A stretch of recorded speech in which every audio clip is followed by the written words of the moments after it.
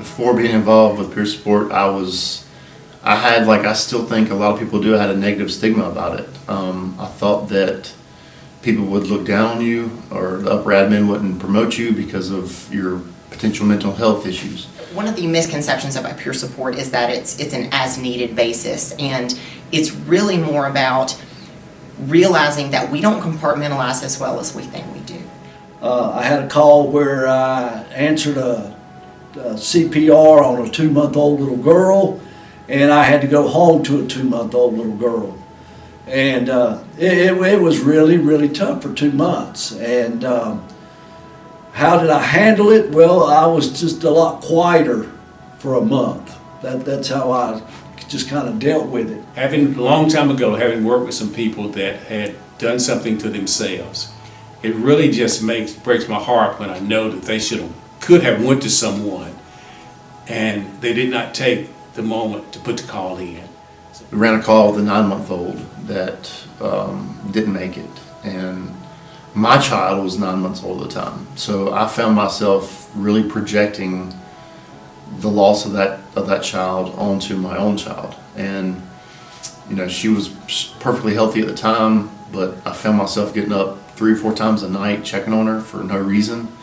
And then a lot of things changed, and I get no sleep, I wasn't eating right, the anxiety kicks in, and I think everybody deals with anxiety, and how they deal with it is, why we're here, is to help people deal with stuff like that. So instead of reaching out, kind of trying to handle it myself, and eventually went down the path of obviously self-medicated and drinking. So I would find myself drinking at night just to go to sleep.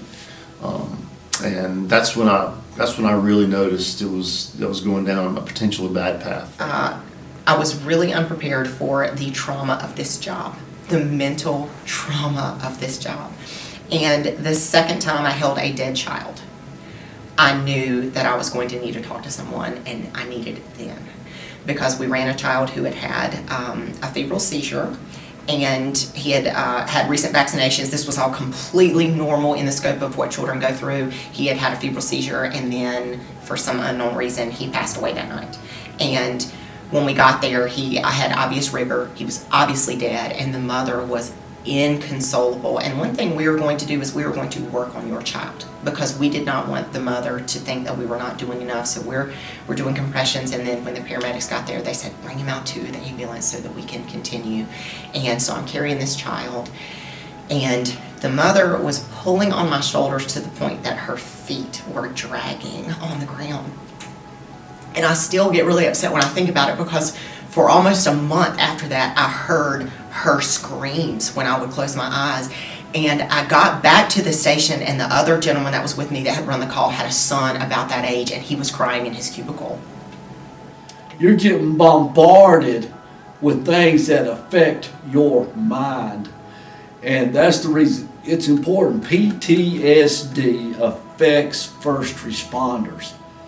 You think that you have a list of things that people go through, you think that that's an all-inclusive list, but it's really not, because you never know what some people are facing, and you don't know, and in our own lives we never know what's around the corner. I mean, one day everything's coasting along, and then something happens to us, and something happens out of nowhere. Sometimes you can see things coming, and then sometimes they just happen, and that's where peer support can help with those issues, whether it's something that's been coming along for a while, or whether it's a bad call that just happened last night.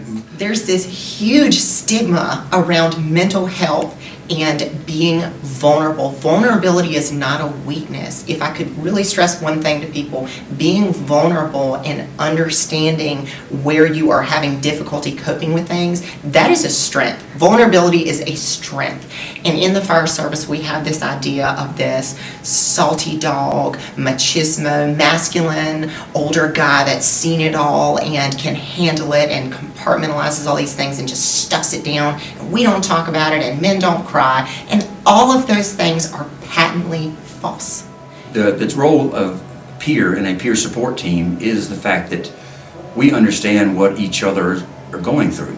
Each incident or each experience or situation is unique in itself, but firefighters can relate to each other based on similar experiences. So if I've had a traumatic event that involved multiple casualty incidences, it doesn't mean that I exactly know what you're going through in your incident, but we can relate to one another, and we speak the same language as firefighters. We understand the job, we understand our role, and we understand that sometimes the things that we see are different than the public gets to see, and that it can affect us sometimes in how we go about our days after that event. Well, I think it's important that people know about peer support, and I think it's important that people understand peer support. It's an available resource, and it's run by people who and consists of people who do the same jobs that we all do.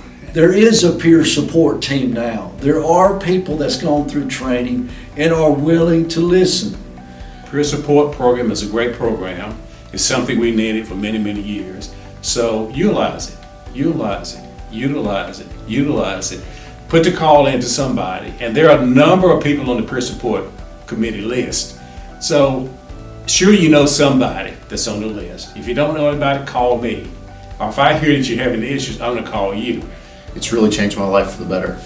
I can't say enough about it. And now that it's really led me to be on and seek out the Greensboro peer support and be a part of it.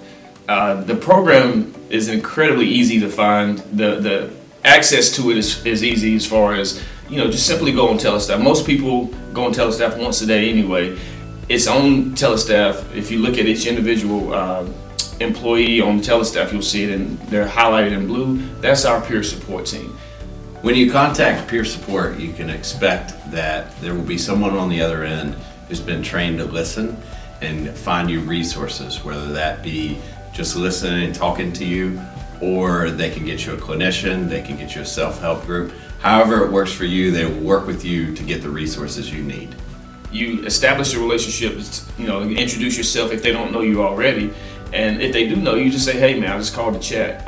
And from there, let it organically develop. Let the conversation develop. Ask them about, what they're up to, what they're into, and knowing that they're a peer support individual, they have the tools and the skills necessary to kind of let that conversation blossom and bloom. And so it'll organically happen. And if it doesn't, don't give up on that individual.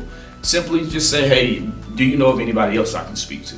And keep that going, because it's important to not drop the ball on this on your end. Just keep asking the questions. Keep talking, and we'll get you the help and the interventions that you need.